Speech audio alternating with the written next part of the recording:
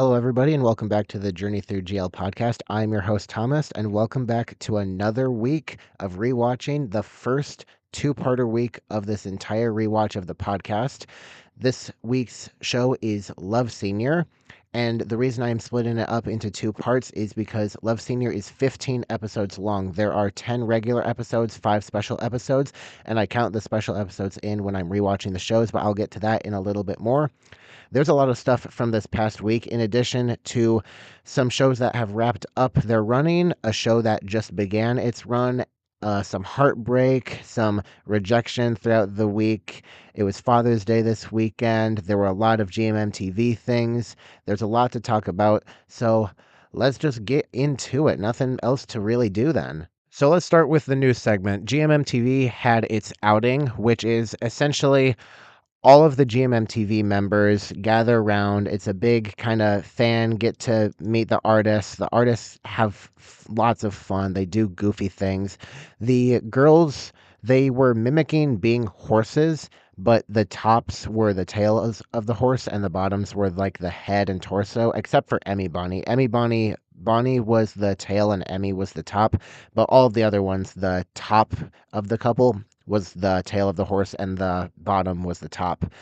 On top of that, Theme was really, really extroverted at the GMMTV outing, which no one really expected. She arrived at the outing like a tad bit late because she was in the hospital. Immediately after she got out of the hospital, she went straight to the outing because she didn't want Namtan to be alone and she wanted to see people, which that's really awesome for her. I hope that she's doing well. I don't know what she was in the hospital for, but I really hope that she's doing much better. It seemed like she was doing better because she had a lot of energy at that outing. So if Fame still has energy, that means that she's probably very good and a whole lot better. Namtan Film also had a fan meet in Madrid. It was their very first European fan meet. A lot of people went, and a lot of people that I know. One of my friends, her name is Sai, she went to it. She lives in Europe. I'm not going to say where specifically, but she lives in Europe. Her and I, we're friends, but I wouldn't say that we're like beer drinking buddy friends. Not that I'm of age, anyways. We actually met through a quote unquote mutual friend. And that mutual friend is like busy with work, MIA right now. But her and I, Sai and I, we talk occasionally, and she's great. She's put some videos and photos from the fan meet on her socials, so that's really awesome to see. Hopefully, I can get to a fan meet and maybe meet her one day. We live on very opposite sides of the world, and we only talk through TikTok, but she's she's a really good friend, and I've known her for I think about a year. Again, I don't know her the best. We don't talk all that often, but occasionally. And she went to the fan meet. It looked like she had a whole lot of fun. She hung out with another very popular GL creator on TikTok, Louisa, or the other Lou, who is probably the most popular GL creator on TikTok that is not based in Thailand or a merchandise page. I would say that she's probably the most popular one who is not one of those two. So she was also there. She's posted some photos and videos. I didn't know that Sai and Lou knew each other. I've never talked to Lou one on one in private DMs like I have with Sai, but hopefully one day, if I'm older, I can purchase plane tickets. I can go to a fan meet. Hopefully, I can meet one of them there. Another one of my friends that went that I'm a bit more closer with, her name is Alexa. I have known Alexa since I think October or November of last year, and her and I, we get along really, really, really well. We talk nearly every day, but it's tough because, again, different time zones, and any time that I'm supposed to be asleep is when she would be awake, and any time that she's supposed to be asleep is when I'm awake. She's also much older than I am. I have an age gap with everybody that I've been talking about here. Sai, Lou, Alexa. I have an age gap with them. I'm just out of high school, and these others, they're adults. Lou is over 30 years old, if you can believe it. She doesn't look it. She doesn't look like a day over 25, genuinely. But Alexa, she's awesome. Her and I, we get along really well on mostly everything. We agree on a whole ton of things. Occasionally we disagree, but we never have like heated arguments. We're not that type of friends. She likes Fulfill a bit more than I do. She likes The Secret of Us a bit more than I do.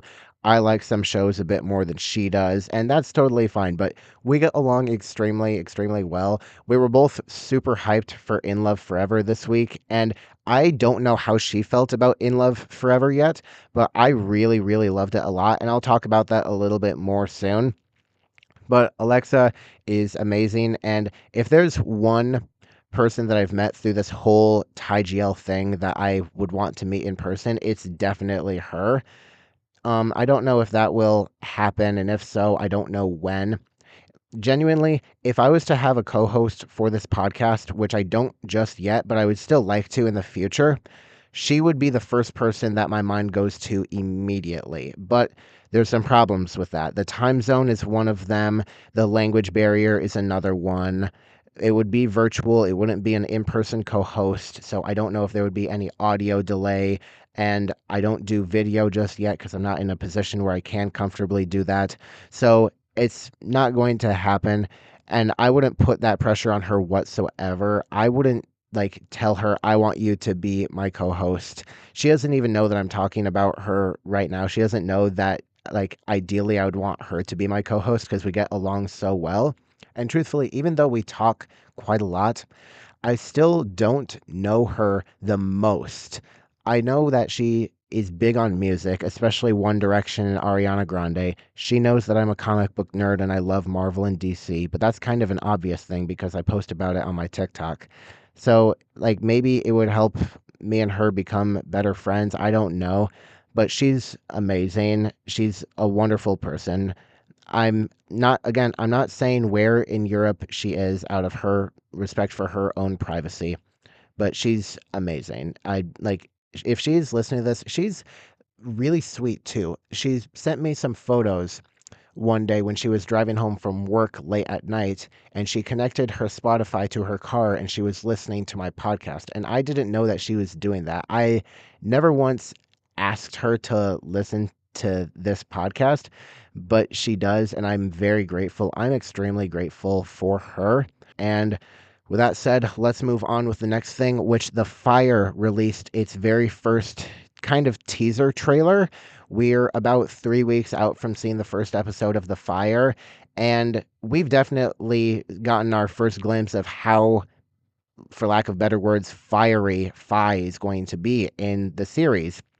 She was immediately angry. The first word that we heard her say in the trailer had so much passion and aggression and just fire behind it. Like that's really all that it is to do. And Namnoong plays Fi extremely well. The difference in Fi between earth, water, air, and fire is very stark. Fire definitely has that spicy attitude that everyone has been saying about Fi for so long.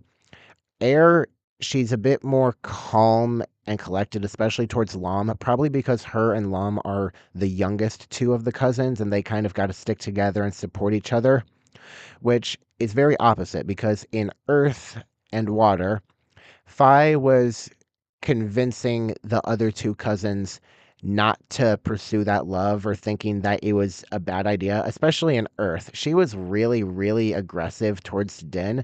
And now I'm thinking about it, Earth was probably the first time that we saw her fiery spirit and attitude, but it kind of dissipated since then, especially in water and most certainly in air. We have seen the sweetest parts of Fi in air that I think we'll probably see, except for maybe like the last half of Fire. I've never read the novels. I don't know what the heck I can expect from that series. I'd be surprised if any of the footage that we saw in the Fire trailer is from any more than the first 2 or 3 episodes, truly. That's that just seems to be a running thing with these GLs is they don't show a lot of stuff from the end of the series in their first trailer. But we'll probably get another one. We also got the first poster for the Fire, which is probably my least favorite poster of all 4 elements that we've gotten, other than the first posters. The second poster for the Fire looks damn near identical to the first. Like, I don't know what the heck they changed other than the hair, some color, and the outfit that they were wearing, genuinely. But that's my thoughts on the Fire. Next thing that I don't have a lot to say because I don't have a lot of knowledge about it, but Demundi has announced their very first GL. They recently had their lineup for the next year, and they announced that they are doing their very first GL, and they have primarily been a BL company in the past. So a lot of fans are really excited about this. The two girls, one of them has previously been in Hometown Romance. She played C's ex-girlfriend. And apparently, these two girls did work together on a project many years ago, and now they're reunited to work on this GL together. I don't know a lot about it. I haven't seen much about it, but apparently, it's pretty highly anticipated since they're a good company. So hopefully, they do it justice. Next, and something that has gotten a little bit of controversy, but has since sort of dissipated, is Angie and Attar from Mind Media have announced that they will be taking a break from acting. Angie is going to be focusing on her studies, and Attar is going to be sort of living her life, experiencing the world, which makes sense because Attar is still a teenager, I believe, and Angie wanting to continue her studies. I respect that. I do respect that a lot. Dee went on a live on either Instagram or TikTok, and a lot of people asked questions about it. And she wasn't really helping the case. She was lighting fires more than putting them out. She was being accused for being the reason behind them being on their hiatus, even though in the live she said that she was okay with their decision. But then it seemed like she was attacking the two of them because she thinks that they're doing it because they're still young and they don't really know the business side of things, and they're not really like paying a whole lot of respect to what it takes to work a full-time job in that business, and they not respecting her and the time that Dee has put in, and it's just a big thing. She wasn't being nice in the live stream like at all. I have been pretty vocal with things that I don't really trust Dee a whole lot, and this live stream just kind of further proves that. Dee did say that she has been writing something. I don't know if it's a new GL or what. I'd be surprised if a new Mabel Pangy GL gets announced this soon, considering that according to Dee, mine still hasn't made back the money that it invested in Clarabelle, which is really sad because Clarabelle was my favorite series of 2025, and it was my most anticipated series of 2025 too. But since then, I've kind of lost faith in the company. I've lost faith in Dee's leadership. But I really hope the best. I hope that they can get out of debt. I don't want any company to be in debt if they don't deserve it. So hopefully everything goes well for them. Last thing for the news segment is we got the first episode of In Love Forever, and during a press conference, Ling Ling talked about a Sasang stalker that was following her from the airport, outside of the doors, pretty much anywhere that she went. It wasn't just her, but also the security team, and she just had to have a lot of heightened security because of it. It was a really bad situation. I don't have the entire speech that she said quoted word for word, but it was really bad. Like we've had Sasang stalkers in the past. There were a group of twin Sasang stalkers that were following Namtan and Emmy on two separate occasions. We had an incident where Orm's driver was giving details about her location to these Sasang stalkers, and now this. It's a really big situation, and these are not fans. People who do this, I do not call them fans. Artists, they act on screen and they do these fan meets, but they are also still humans, and they deserve to have a life outside of work like everyone does. They deserve to be able to go outside and purchase stuff from stores, eat meals with their friends and family without being accused of having hidden agendas or hidden girlfriends or boyfriends or not paying attention to their partners and getting these stalkers all up on them. It's not okay at all. It will never be okay, and it needs to stop. Hopefully, something like this doesn't happen again, but every GL actress has had some weird rumor or stalker thing with with themselves. and it's really sad to see. But with that said, let's try to be a little bit more positive with the currently airing segment. And I'm going to start with the Love Beyond Dreams finale. It was the most recent finale. Love Beyond Dreams was 7 episodes long. It ties for the shortest GL of this year with Heart Code. Actually, no, it doesn't. There's one more GL that was a little bit shorter that I'll talk about a little bit later. It ties for the second shortest GL of this year. Heart Code was also 7 episodes long. Same with Love Beyond Dreams. And I gotta say, Love Beyond Dreams, that series is legit. I have very little bad to say about it. I love the chemistry between the two actresses. And truthfully, with Love Beyond Dreams, some of my favorite moments in the series is any time when Pele was being extremely mean or rude to Run. I don't know why, but I just liked that for whatever reason. I know I probably shouldn't, but that's just where it was for me. Love Beyond Dreams went into my top 10 genuinely. I think that Love Beyond Dreams is a 9 out of 10. I really love it. I love time travel stuff. I have Reverse with Me pretty high on my personal list. I really like the science fiction, kind of unexplainable things that you don't exactly think about. And Love Beyond Dreams definitely did that. However, the finale did definitely leave a lot unresolved for me. And truthfully, I'm not even sure that I would give Love Beyond Dreams a 9 out of 10, but an 8 out of 10 really did not feel right either, which is why I've done this 2 decimal point system thing on this podcast. But I'm not doing that for first time watches. I'm only doing it for rewatches of this podcast. Love Beyond Dreams, we theorized so much that perhaps Pele had time traveled back herself. We theorized and we felt like it was confirmed by the way that she reacted to the red thread inside of Ron's necklace. But that didn't happen. Pele has always been in the same time period, and only Ron was the one that traveled back in time. And we have no explanation as to why. We don't know what the red thread was. I'm pretty sure that red thread was from Run's sweatshirt that she wore to Pele's funeral and that she died in. So I don't know. I don't know how she traveled back in time. I don't understand it at all. But the ending was more or less satisfying. We got another really, really good spicy scene. The tights being ripped was intense. Taking off the ring was such a necessary detail, but I feel like a lot of people didn't think about it really as much as they probably should have, probably because they're paying more attention to what they're actually seeing and hearing in their ears, because obviously. But it was a great scene, and they have amazing chemistry. The lighting and the music in this series was really good.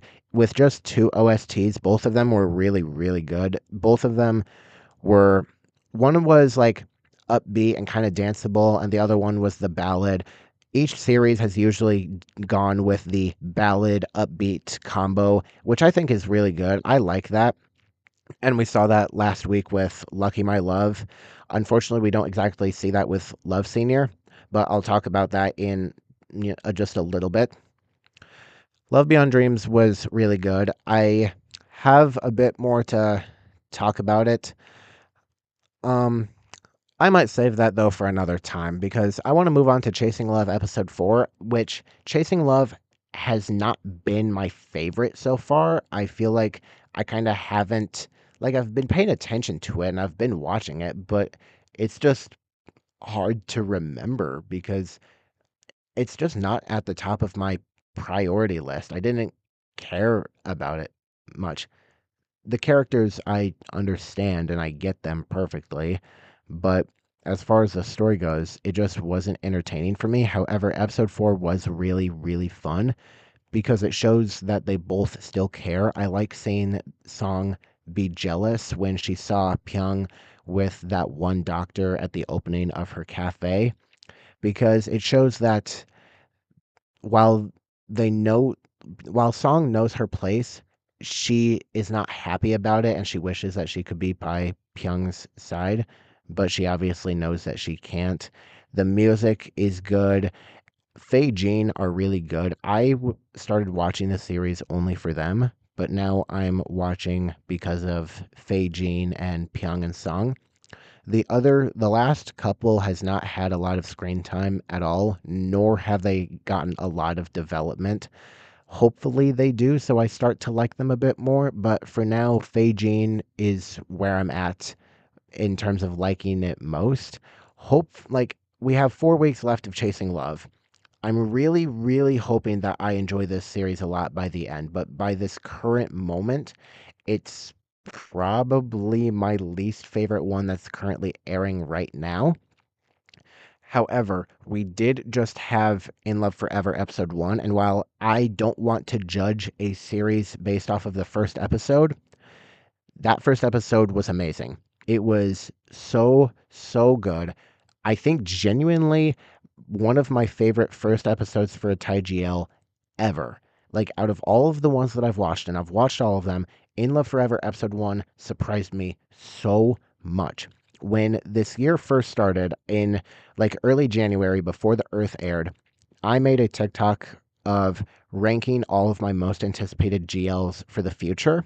There were 28 GLs that I ranked, and out of all 28 of them, In Love Forever placed at the number 20 spot. And at that time, we didn't even know that it was called In Love Forever. We just knew that the title of the novel translated to Dream of a Wedding Day or Wedding Dream, something like that. We didn't have a teaser, we didn't have a poster, we didn't have anything. And I placed it at number 20. And I ate my words so bad. That first episode was genuinely amazing. I can't think of anything bad about it. Like, there are things that I'm unhappy about, but I'm supposed to be unhappy about them. And the fact that it works and it did that is just mind blowing. Runch and Neen are amazing in their own part. I've seen people being Team Runch or Team Neen or Team Neen but understanding Runch or vice versa of that. I think it's okay to be team both of them because they both have their struggles. Runch lacks backbone to stand up to her mom and protect the one that she loves. Actually, scratch that. She lacks backbone to stand up to her mom and protect both herself and the one that she loves. So instead, she is willingly divorcing the love of her life so that she can protect her from the harm that her mother causes. And in my opinion, that is one of the most loving and romantic things that you could possibly do is self-sacrifice for your partner. I've seen some people saying that Runch is kind of a coward for doing that, but I don't think so. I think that it's probably one of the coolest and most romantic things that she could have possibly done.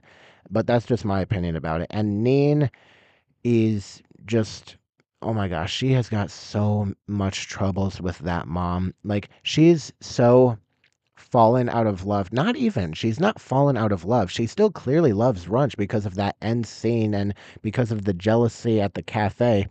But she just is so hurt by her mother in law and that she just can't stand to be in the same room as her wife that doesn't defend her, which I understand that. I perfectly understand that. Like, um, one of my parents lost a parent of theirs. And now, whenever we go down to visit family, that parent kind of does every bidding that their remaining parent does. And I do understand that because it's the last one that you have. But in Runja's case, she still has both of her parents. And I understand wanting to idolize and love your mother. But at a certain point, it gets to be too much. But with that said, I still really loved In Love Forever, and the music is amazing. The opening title card sequence was so beautiful. I have nothing but good words to say about it. I'm smiling right now as I'm recording this. I know you can't see it, but I loved it. I loved that first episode so much, but I'm not going to keep my hopes up too much because with that said, this is Channel 3, and Channel 3 does not have the best reputation. If you know me and you've like heard my rankings or seen my rankings before, you know that I think that Only You is their best GL. I think that The Secret of Us is a 6 out of 10, and I think that Only You is a 7 out of 10. And Only You is the only Channel 3 GL that I have at above a 6 out of 10. But I've only seen Only You once, and I watched it at the same time that I was watching pretty much everything else during the summer of 2025. So maybe upon the rewatch, I'll start to see a bit more of the flaws within it. The Secret of Us, I'm really excited to rewatch. Oh, let me think.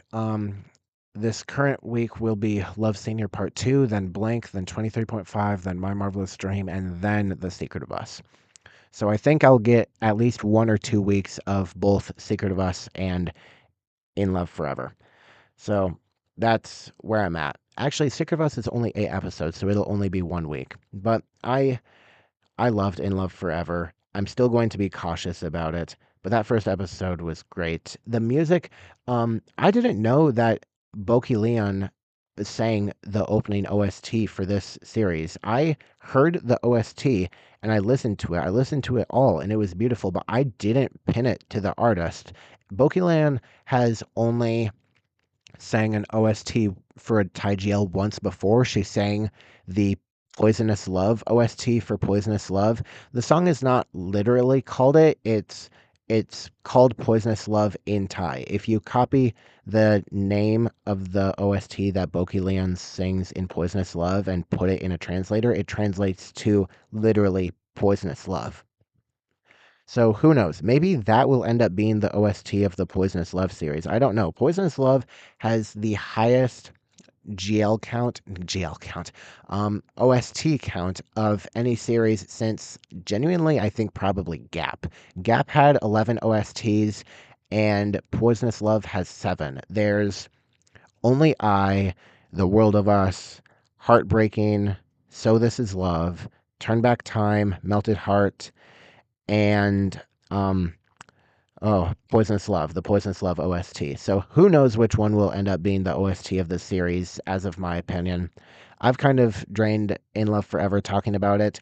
I want to move on to the Rental Love Lab finale. This one will be pretty short. Rental Love Lab was a 4 episode mini GL series from K11D House or Kid House. They previously produced Lucky My Love, Unlock Your Love, and Music Story Losing Control, all of which have Bemin as an actress in them, and she's usually one of the two in the main couple. Not this time, but she does play a very important character. I commented on the last episode of Rental Love Lab on YouTube, and Kid House responded saying that they can't say anything about Bemin's new partner yet, but to keep an eye out for things moving forward. So hopefully Bemin will have a new partner, and I really, really, really hope that the next series is quite good. I actually enjoyed Rental Love Lab quite a lot. I think I gave it um probably here, let me check. It's For how short it is, it's even shorter than Lucky My Love is, but I had a lot of fun with Rental Love Lab. Yeah, I gave Rental Love Lab a 6 out of 10. It's a low 6 out of 10, but I gave it a 6 out of 10. It's really fun. The OST, there's only one OST there, and it's called Contradiction. It's not sung by the same artist that usually sings the other OSTs for Kid House, which there's a small percentage of third party artists, which means non cast members from TGLs that have sang OSTs for a series. Boki Leon, obviously, that I just talked about. Nuna has done 2, one for Poisonous Love and now the Earth, or the Air, sorry. Um, there was one other one in Poisonous Love. Luxon has been the artist that has sang OSTs for Kid House in the past. Lucky My Love, Unlock Your Love, and Music Story Losing Control, but now not Rental Love Lab, which is fine. I still really like the OST that's in Rental Love Lab.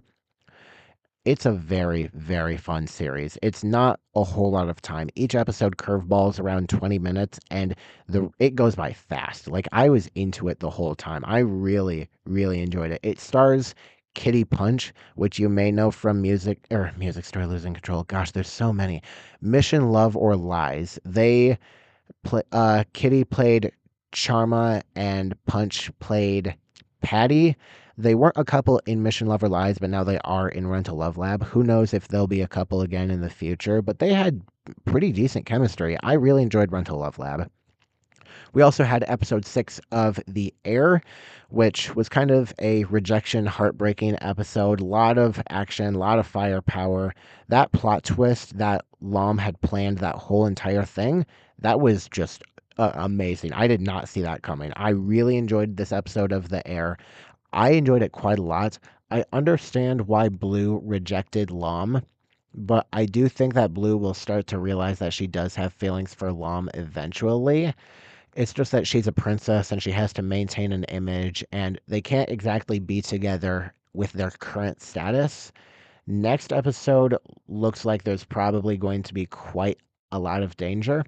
I really, really want Helena to turn over a new leaf at the end and maybe help Lom or Blue.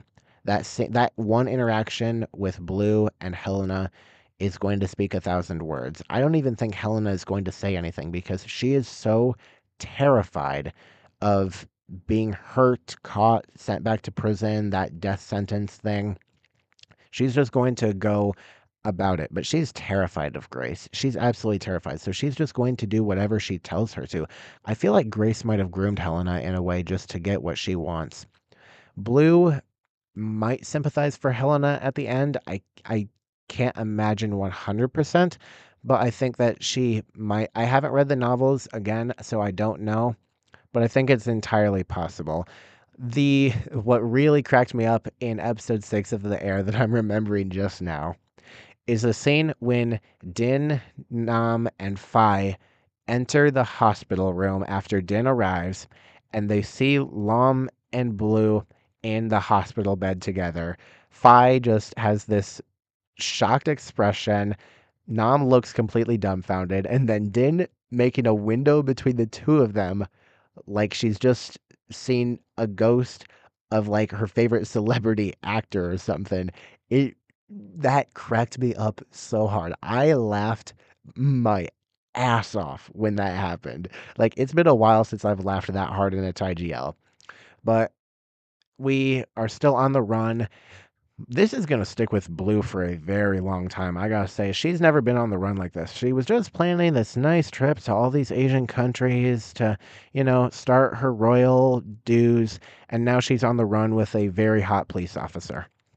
But that's as far as I've got with episode 6 of The Air. We've got 2 weeks left of it, which is sad because it means we only have one Four Elements series left. But we are getting closer with one series, which is Enemies with Benefits. It had episode 8 today. It's got 2 episodes left, and man, I am pissed off with this episode. I really am. Not because it was a bad episode, not because any dialogue was bad, any music, any editing. No, it's because of what happens in the episode. I genuinely think that Korn could be in the conversation for one of the worst men ever in a TGL. I am talking up there with Kua from The Loyal Pen. I'm talking up there with that guy from Somewhere Somehow, the one that was going to marry Peem, the same actor that played Kua in The Loyal Pen. Um, Even Prem's dad from Poisonous Love, he's not good. But he is next level. I mean, oh my god, I hate him so much. That scene of him just saying all that sexist shit at the start of this episode pissed me off so much. Like, you ever just are so hateful towards a character that you just want to punch the screen and imagining that you're punching them, but you know you can't because you know you'll damage your screen? That's what I had.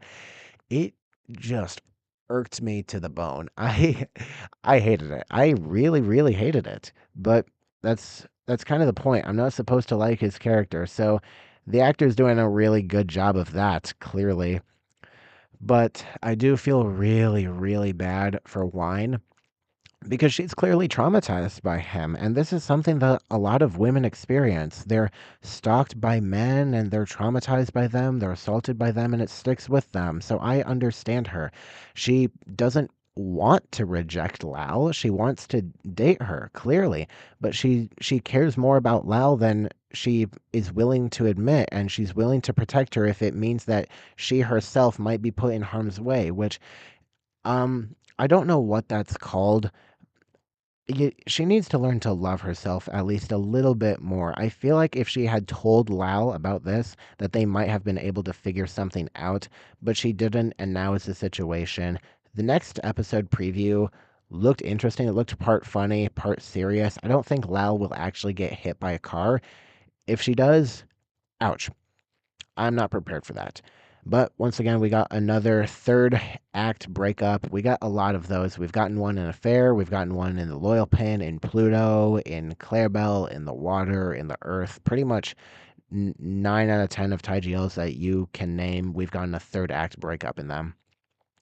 As for the currently airing GLs, that's all that I've got.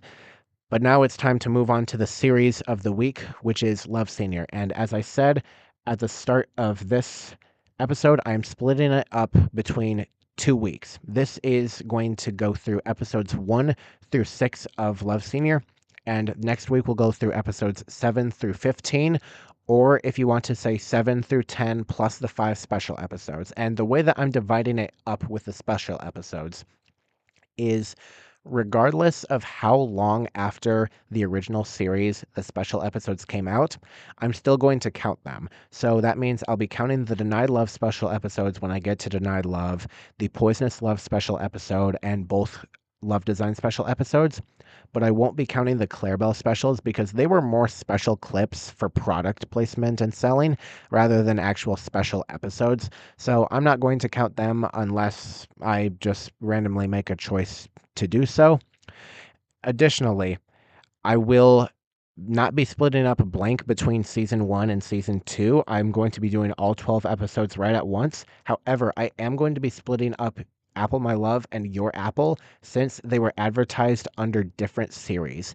And I will potentially do the same for Dangerous Queen in the future if I eventually get to it when the Dangerous Queen special comes out, because it seems like the Dangerous Queen special is not going to be a mere special episode, but an entirely season 2 series. So maybe I'll do the same thing that I'm doing with Apple My Love and Your Apple with Dangerous Queen and the Dangerous Queen season 2, quote unquote. With that said, that explanation, let's move on. I don't have a rating for Love Senior because it is not over yet. I've only watched episodes 1 through 6, but what I can tell you, Love Senior came out on November 8th, 2023. It was the last 2023 TGL to air. It ran into 2024. It stars Onda Lukiu, and it was produced by Star Hunter Entertainment, which also produced My Only Sunshine, which came out earlier in the year. This is the second novel adaptation that we have gotten for any TGL, and the author of the original novel is named Karn Rada. And this was again produced by Star Hunter. They've got an interesting reputation. Some people love them, some people don't. I've got a lot of notes for each episode, which I can actually probably afford to do today since I'm only doing episodes 1 through 6. So let's start with episode 1, the introduction. And maybe it's because I really enjoyed Love Senior the first time around, but I found myself with a really big smile for this whole episode when I watched it. I watched the first episode by itself on Monday, and I watched the others later in the week. While I really liked this episode, I can definitely notice a few things. One of them is that it does move a little bit quickly. From the moment that Now and Gyo meet up, it begins to move quickly from there, especially in their friendship. And part of it might be Now's super extroverted nature and somewhat lack of filter, especially during the first beach scene when her and Gyo are eating and the lady asks Gyo if Now is her girlfriend, and Now makes a joke, and Gyo just she's not exactly uncomfortable, but she kind of brushes it off. And just many times when Now teases Gyo in this episode happen, but that's just her personality, and it wasn't meant to make a move on Gyo. That's just how Now is. And Gyo putting up with Now was hilarious to see for me as well. I did like how already in episode 1 that we can tell, or at least have an idea of who likes who. Now and Gyo are going to be the main couple. Warong seems to have something for Gyo. Tarn seems to like Now. Same with Belle. And Prong seems to at least think that Warong is a little bit cool. We only saw Prong once in this episode along with Belle. Tarn, I think we saw a couple times, but that's just them. Love Senior is the show that I have seen the most recently compared to the other shows I'll be rewatching. I watched Love Senior at the end of 2025, but I completely forgot that Prong and Belle appeared this early in the series. So I guess it pays off to rewatch the shows and pay more attention this time. I also never realized that Devi and Jenny are in Love Senior. Like, I didn't know that at all. I knew that Adam and Mercedes are in this series as Tarn and Belle, but I didn't know about Devi and Jenny. And if you don't remember, Devi and Jenny played Peach and Faye in My Only Sunshine. And Adam, back to her. She looks wickedly different in this series compared to My Only Sunshine. It might be the hair, it might be the bangs, it might be the makeup or face. I don't know. But that's with episode one, not a lot with it. Episode two is where the chemistry starts to bring, and they have insane off the charts chemistry. Their playfulness with each other and teasing each other brings a happy grin to my face. Notably, the scene at the like balcony when Now messes with Gio's hair, and Gio is like, I'm your senior, you can't do that. But then Gio does the exact same thing to Now's hair because Now is her junior. And Anda being much taller than Lucio is absolutely hilarious. But also the jealousy and the protectiveness of them. It's fun to see, even though they don't realize that they have feelings yet. But at this point, it's quite obvious that they both are catching feelings for each other. Gil feeling jealous, seeing Now with Tarn, and Now being protective when those guys are talking about Gio, stuff like that. I honestly think that Gio handled the situation perfectly because they do need to keep the reputation of the school and the engineering program, but also need to de-escalate the situation. And I liked the inclusion of Gio being happy that Now stood up for her as well. Them sleeping in the bed might have happened a little too quickly, but they were just junior and senior at the time, and that's all that they were saying that it was. But that excuse is kind of lame.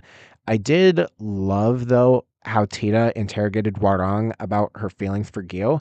I forgot how much I liked Tita's character in this series, but I remember from my first time watching that Tita actually has a crush on Warong and never tells her until after her and Prong get together, Warong and Prong. But that's something for next week.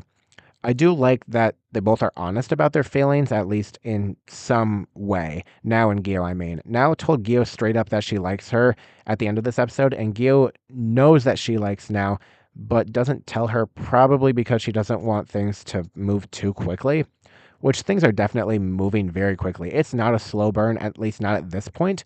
It's very quick and not easy. Like, they're trying to fit an entire semester worth of school time into just 6 episodes. So I'll let that slide. I still liked this episode, although this is when I started to notice that Lukio's glasses never had lenses in them, which just gets kind of worse in episode 3. But at one point, I think in episode, oh, what is it? Episode 5 or 6, Gio's glasses get kind of broken. But other than that, I didn't notice lenses in them. But if they were there, they were incredibly clear. Episode 3 is when it started out really, really weird. Maybe it's because I don't go to Thai school and that punishment was just strange.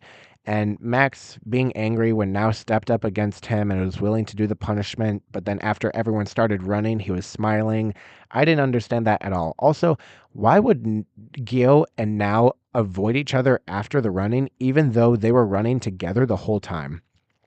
I A thing with the track, I have absolutely no idea where this series was filmed, so I don't know the length of that track, but a normal outdoors track in the US is 400 meters, and 67 laps on a US track would be over 16 miles. That would take over an hour and a half, probably even over 2 hours. And on a hard concrete looking track like that, with no running shoes and not proper form at all, they would be dead. They would be absolutely dead. Take that from a runner. But after that, we get to the point where Now and Tarn get together after, and we already knew that Tarn likes Now based on previous conversations and looks, but Now does not like Tarn. So I think maybe Now was just heartbroken and maybe used Tarn as a scapegoat when they slept together. I don't know. I wish that the series had shown the moment when Now does not stay the whole night and leaves before they have a chance to actually fall asleep in the same bed together. Wish they had shown that early in the episode. Even though I already knew that she didn't stay the night from my first time watching, I wish that they had shown that moment. This series and this episode specifically is really bad when it comes to flashbacks because it's very, very hard to tell what is a flashback and what isn't at times. I'm also confused on when Gil, like, why did Gil have Ploy's gear? I know that Gyo is the reason that her gear got thrown into the pond and that Pure had an agreement with Gyo that she would be head senior if Pure got Ploy to stop being mad at her, but it seemed like Gyo only gave the gear back once she realized that her heart is with Now and not Ploy. Also, why the hell does every piece of dialogue have a freaking echo to it? Like, that pissed me off so much. Oh boy. What else with episode 3? Oh yeah, the interaction with Pierre in the garden also didn't make much sense because Gil wants to remain head senior until her term is up, but she's also wanting it to be over so that her and Now can be together. It's confusing and it makes no sense. What also doesn't make any sense is that this entire episode covers one whole month of time because Oi says that Tarn and Now have been avoidant for a month by the end of the episode, and they slept together at the start. Uh, Whatever. I don't care. Episode 3 was weird. Episode 4, I've got a lot. I really loved episode 4. So here we go. This episode, I remember, opens with the basketball game, and now all of a sudden, Now and Gale are fine again. But you know what? That's fine because I really like their interactions, and everyone in this show is really wonderful. All of Now and Gio's friends have chemistry with each other in a really friendly way, some more than others, but that's a whole other thing. But with Now and Gio's interaction at the start of this episode, I've always loved when it's like this because Now has a really dirty mind when she's around Gio, and I always love that Gio calls her dirty minded or a pervert because Now doesn't deny it, and it doesn't really bother Gio either because Now doesn't force Gio to do anything, as we see later on in these first 6 episodes. She just looks at her lustfully and teases her, and I really, really freaking love their first kiss in this episode. It's soft and gentle rather than immediate and sudden. As well as they both have big feelings for each other, but Gyo is just not in a place where she can admit it or be true to it openly because of her position and her past. I do fully understand why Gyo would be worried about her being biased towards Now in any serious events because she loves her, but coming from my own experience, a good leader wouldn't worry about something like that and instead prove that they're not biased. But I'll let that slide. Her worry is something that's not too much of an issue, a little bit, but it's fine.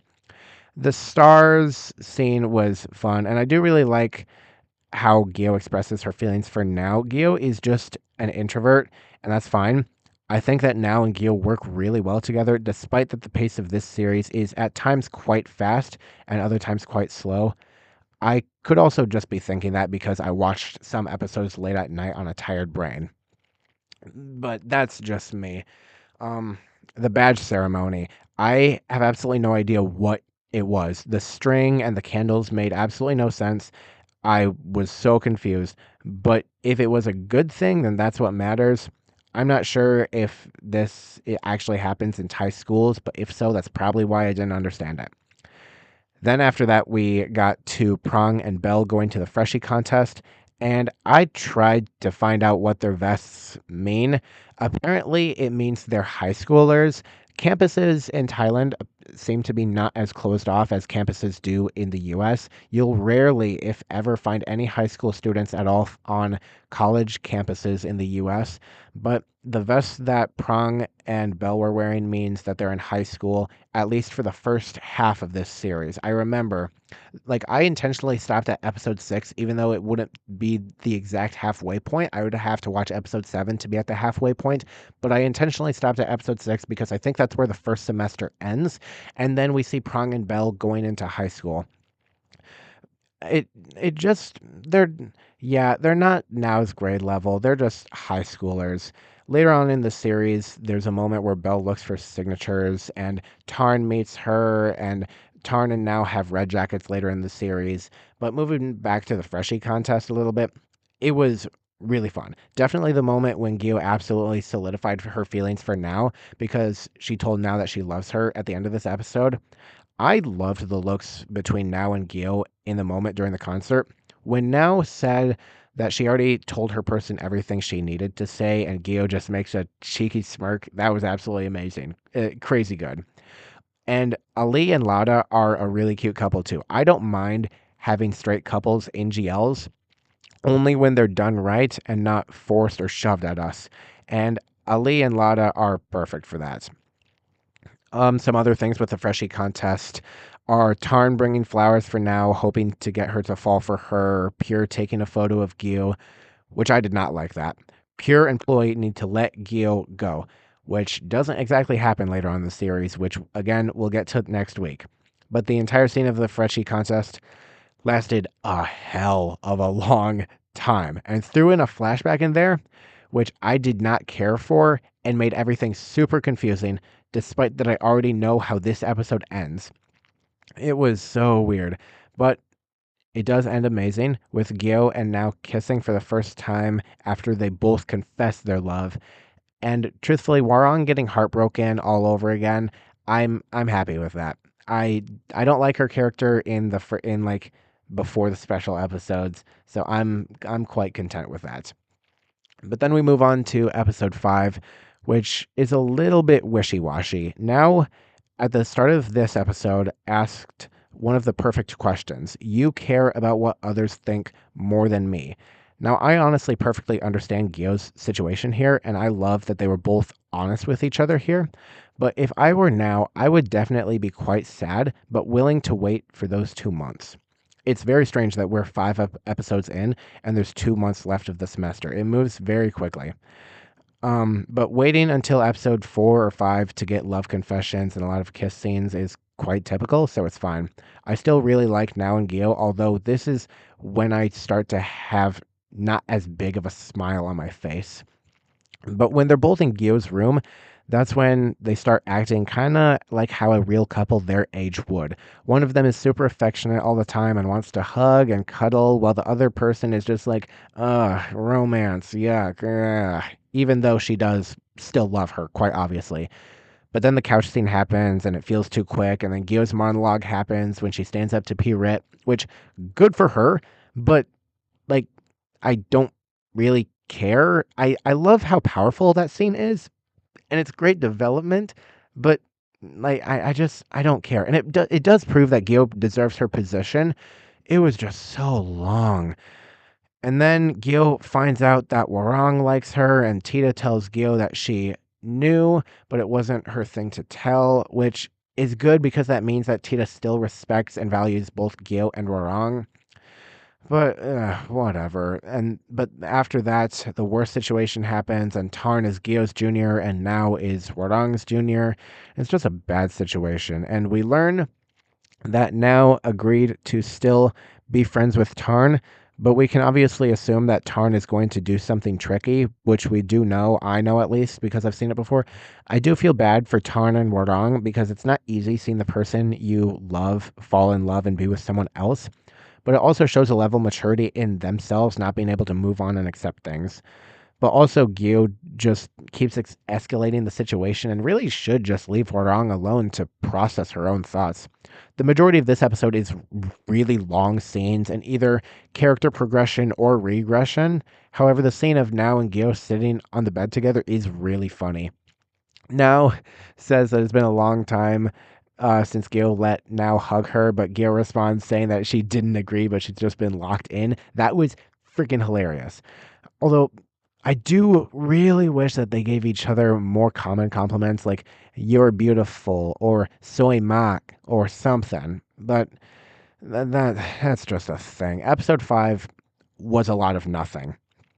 Episode 6, however, is very different. It opens with the beach trip, and we get to see more of Now and Gio spending time together outside of school or school grounds so they can be a bit more themselves. Although Gio is still shy about Now kissing her when they are out there, which is understandable. I get that. I like that we learn more about Gio's freshman year during this scene, and Gio falls asleep on Now's shoulder. This feels more like two kids who are in love, which I'm happy with that. And the girls helping Gio find the perfect swimsuit to attract women was freaking hilarious because it also gives them a chance to embarrass their friend, which would actually be what kids their age do. It was funny as hell because Gio is such a big introvert and wouldn't normally wear a sexy swimsuit. It's so mind blowing how accurate those girls play college age girls, which at the time they weren't too far off from the age of college age girls. So it makes sense how easily they could pull this off. It was also really, really great to see Gio attempting to make the move because she might not feel like she's trying hard enough with Now, and now also thinking about things before going further. She needed to be absolutely sure that Gil wanted to have sex with her in that moment. And when Now is unsure, she backs off and apologizes because she knows that Gil is not quite as full throttle as she is. And only when Gio says that she wants this does she continue. And consent is key. That's the thing that we need to learn in these TGL series. Even in the morning, Now was still horny as shit, but Gio was shy by that point because the high had gone away, which makes sense. And then after, we finally get Gio jealousy when Now is helping a woman look for a piece of jewelry. Gio sunscreens her legs, takes off her shirt to show off her shoulders, and goes to play in the water to get a reaction out of Now. And then Gio asks about Warong, and that was probably a bad thing because it made Now think that Gio only cares about Warong more than her. But to be fair, Warong is Gio's best friend, so it's not entirely a fair thing, although I guess I could understand from Nao's perspective because she's possessive. And then we start to see Warong smile because of Prong, and then we see Tarn getting under Gio and Nao's skin, which she is such a bitch for. But Gio is not afraid to clock back. She's eating lemon ice cream, and in Thai, lemon is pronounced as Manao. So Gio says that there's only one scoop of Manao ice cream and that she doesn't like to share, but Tarn says that Manao is delicious and she's tasted it before. It's a tense and really just annoying scene altogether. But then afterwards, Gio gets her gear, and then there's jealousy from Now when Pure carries Gio to the tent, and jealousy from Gio when Now helps Tarn recover, despite both of them knowing by this point how Tarn feels about Now, which actually causes a small argument between them near the end of the episode, but it gets sorted out quickly. And then the wait is over and the freshmen get their gear. Warong presents Now with her gear, and it's probably only because she has to, let's be honest. But the gear exchange on the rooftop was really cute. Now giving Gio her gear and Gio giving Now a custom gear with their initials on it. Gio really does love Now, but she is very, very shy, and even when Now hugs her, she's shy about it, despite that she probably really likes it. In one of my previous relationships, my partner was damn near exactly like Gio, very shy and introverted, but still wanted to make an effort in the relationship. But after all of this, they finally become girlfriends, and part one of Love Senior ends right there. So that's a lot of things. Love Senior was either fast or slow and not really a lot of in between. It covers an entire first semester of college life within just 6 episodes. And with the regular series, it means that we have 4 episodes left to go. But then after that, it's the special episodes, which is outside of school, which I'm still going to include the special episodes. Once again, I'm not going to wait down the road to get back to Love Senior. There's no point in that. But I do have some cultural notices with part one of Love Senior. Not a whole ton because I tried to find so much stuff with Thai schools and the hazing and SOTUS and stuff, and I got a decent amount, but not as much as I wish that I did. So for school and university, the first of all, the school scene in Love Senior is a completely fictional university called Star Hunter University, named after the company that produced this GL. Once again, with the high schoolers, university campuses are not as closed off to high schools in this series or Thailand in general, because we, of course, both saw Prong and Bell occasionally walking around the university while they are still in high school, and it seems to be quite typical for college students to tutor high schoolers, which is not common here in the US. But with SOTUS, which is a big thing in this series, especially with the speech that Gio gives in front of Pirit, it has to do with hazing traditions called Rob Nong in Thai. There are traditional actions taken by seniors to initiate and welcome the freshmen to their university. And they're associated with the tradition of SOTUS, which, if you don't remember, stands for seniority, order, tradition, unity, and spirit. In Thai society, Hierarchy can be both very important and very rigid, and this is reinforced with the SOTUS system in universities. Every event within this tradition is meant to introduce the freshmen to their new situation and to bond them with their classmates and friends. Activities in this vein can run from as innocuous and fun as mass dances and activities where they interact with their new classmates to a lot more humiliating and dangerous ones. It can often be compared to sorority initiations and hazing ceremonies for sororities in college universities, especially big party schools in the US, like Arizona State University, which is one of the biggest party schools in the entire nation. Very few people will actually go there to study. Most go there for the party system, and it's really quite dangerous. Students in Thailand following this system are punished for any mistake that they make, whether it is wearing their uniform incorrectly, making a mistake in an activity, or even something as simple as raising their hand or addressing a senior incorrectly. However, like even if it works, not all is bright with these traditions. Stories of abuse of the system, like those that have caused deaths of so many young students, seem to run rampant. Facebook groups against the SOTA system have popped up one after another, each displaying their own horrific images of the abuses inflicted upon the freshmen by their seniors. Some have testified that they were made to lick the ground or other uncleanly surfaces, eat or drink disgusting things, strip naked and do mortifying activities in the nude, or even been beaten physically for punishment of activities, among other testimonies. Furthermore, some instances of the SOTA system have, in recent years, begun to appear in high schools as well, which is not okay. It needs to stop. I like SOTUS. Could the system work? Yeah, perhaps, but the way that it is right now, and thank God that none of these bad issues are shown in Love Senior, because that would make the show a whole lot more problematic and unpopular with fans. I I was very I did not like some of the punishments and things that happen in the series already.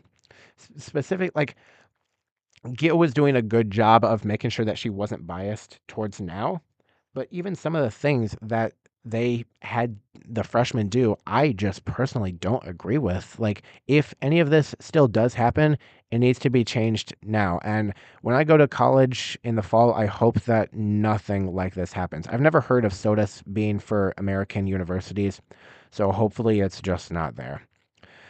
Nearly done. I have one last thing, which is when Now is driving the motorcycle and Gyo is in the back as a passenger, Gyo sits with both legs on the left side. This is often what women do in Thailand when riding motorcycles, especially when wearing a skirt or a dress, as it's meant to show modesty according to tradition and history with the culture in Asian countries.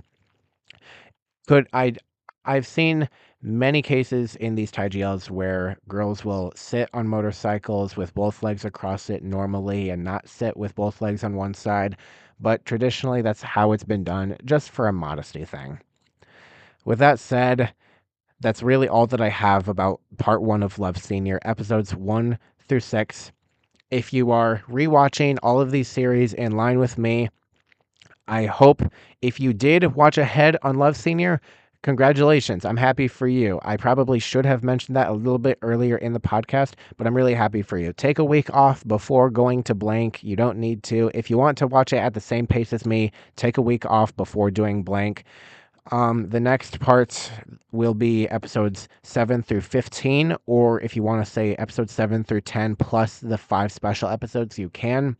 And then it'll be moving on to blank, and that is when it'll really start ramping up, because that is the start of the 2024 GLs, and a lot of the 2024 GLs are really, really good. There's blank, 23.5, My Marvelous Dream, The Loyal Pin, Affair, The Secret of Us, Unlock Your Love, Pluto, Mate, Petrichor, so many of them. It's not nearly as many as we've gotten in 2025, and I don't even think that we got that many, like as many as we've gotten in early 2026 as we got in 2024 alone. But I'm excited. I'm looking forward to it. I've enjoyed part one of Love Senior. If you're watching in line with me, I hope you did too. This has been a really drawn out episode with recaps of each individual Love Senior episode. If that was throwing you off, I do very much apologize. If the news segment was too short, I apologize. I'm going to keep trying to do a lot of currently airing stuff. We've now only got 4 GLs coming out this week. We've got 5 coming out this week because we have episode 1 of My Lady Bodyguard, which is the new Ormfolk series produced by Kongthop Production. It has 12 episodes. I don't know if it is going to be the short 10-minute, 20-minute episode format or if it will actually be proper length episodes. I hope the latter. But we've got My Lady Bodyguard, we have Chasing Love, In Love Forever, The Heir, and Enemies with Benefits. Well, Enemies and Heir both have 2 episodes left. In Love Forever has just started its 12-episode run. Chasing Love has 4 episodes left. It's really fun. I've enjoyed this quite a lot. It doesn't look like we have as many mid-year TIGLs as we do for early year ones, and that's fine. I wouldn't want that anyways. With that said, let's move on to part 2.